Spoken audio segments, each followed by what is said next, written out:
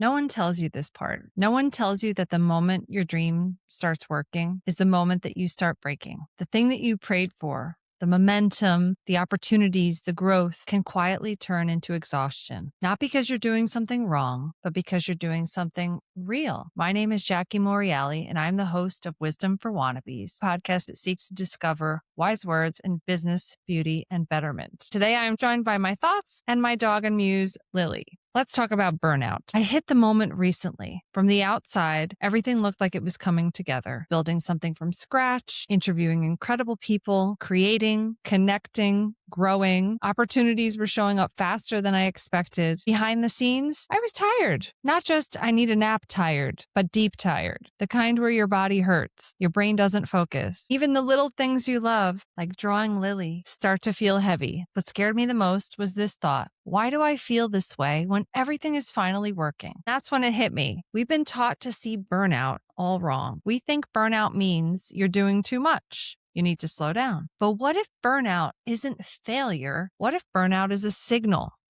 A signal. Oh, and Lily is kissing me. A signal that your life is expanding and faster than your current operating system can support. Here's the idea that I want to leave you with today. Burnout is not the end of your capacity. It's the moment your old systems can no longer hold your new life or your new career or your new ambition or your new dream. Because when you're building something, a business, a creative pursuit, a new identity, you don't just need more effort. You need evolution. But most of us don't evolve how we work. We just try to push harder inside the same structure. That's where the friction begins. In my experience, burnout in growth phases shows up in 3 specific ways.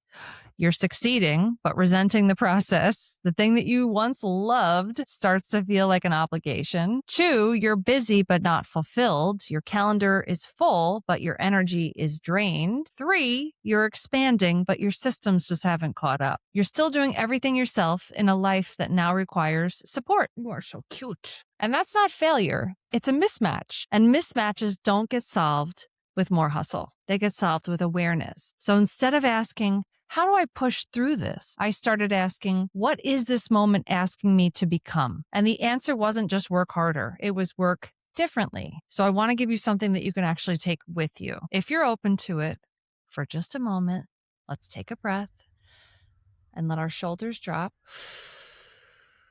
And let's take a mental journey over the bridge and imagine this. You're standing at the edge of the ocean, not a chaotic ocean, but one that's steady, rhythmic, and alive.